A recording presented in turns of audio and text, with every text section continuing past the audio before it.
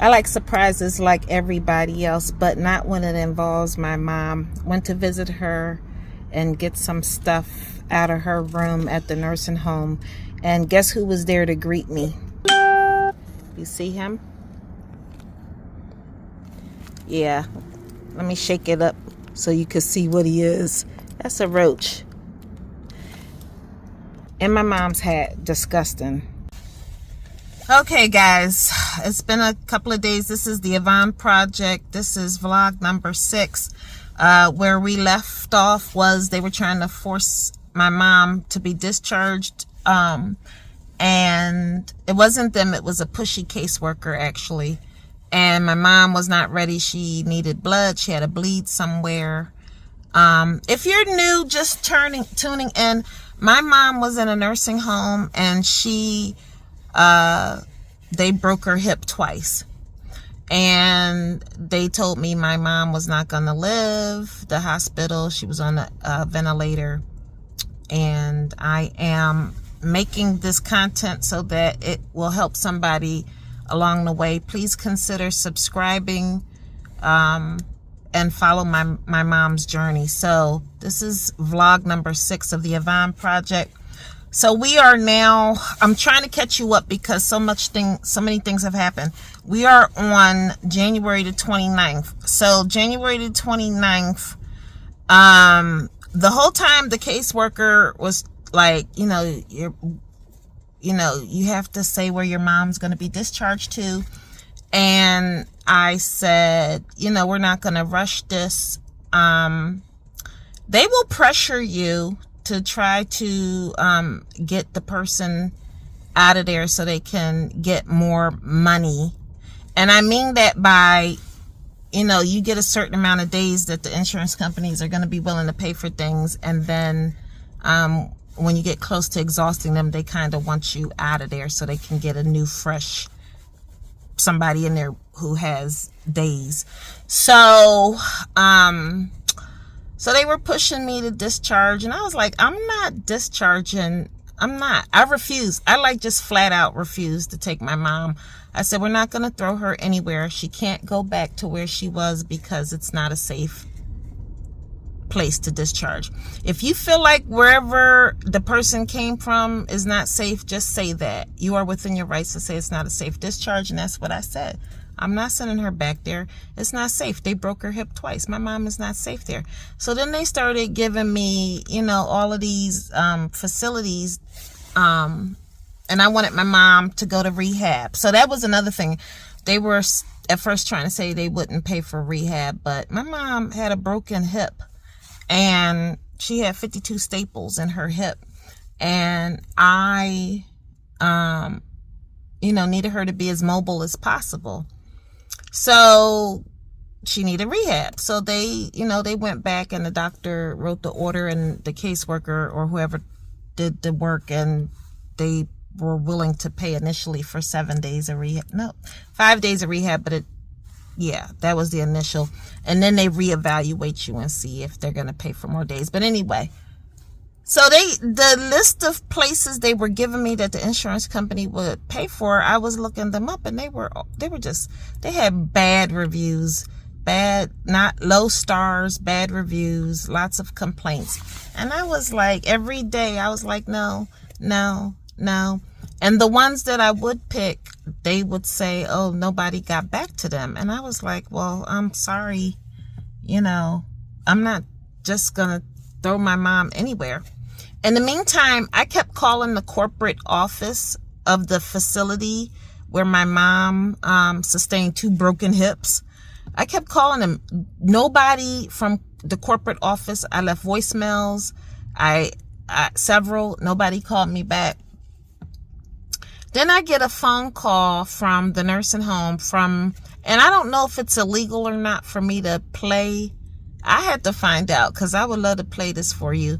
Where the administrator of the nursing home, can you believe it, said, I know it's a difficult decision, but would you consider sending your mother back here? Are you nuts? Are you really nuts? Nobody said, are you okay? Is your mom okay? Like, nobody called to check the status. Nothing. I did report the incident to the state, and they will have some explaining to do. You can't just go around breaking people's hips. The state does hold them accountable for, it's called a sentinel event is what it's called. So anyway, I have my little diary here. So, finally,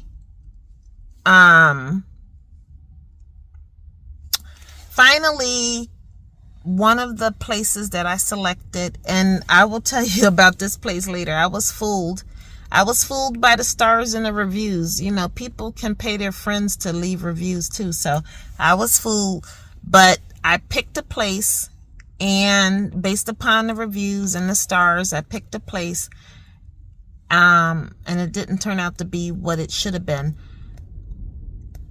In the end, I refused to let them do anything with my mother for 5 days. They were mad. The case manager was mad. She was like, the orders have been written, this and that.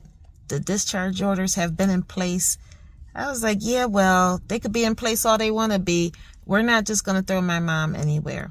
So I refused until they found a place that I agreed, and my mom was discharged. I spoke to the caseworker on the 31st.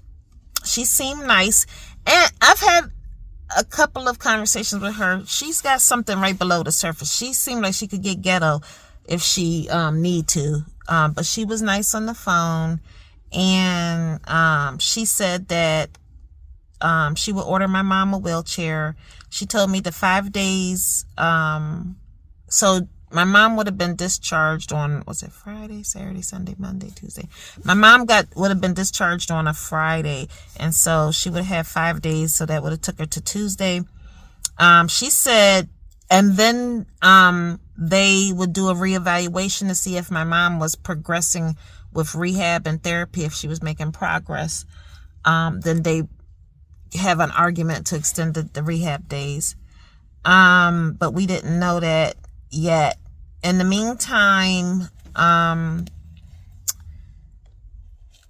guess this should have been one of my first warnings, is I get a call, my mom gets discharged, and I get a call, and they are giving my mom aspirin at this rehab, and my mom has a GI bleed, and she's not supposed to have aspirin, as you know, or you may not know.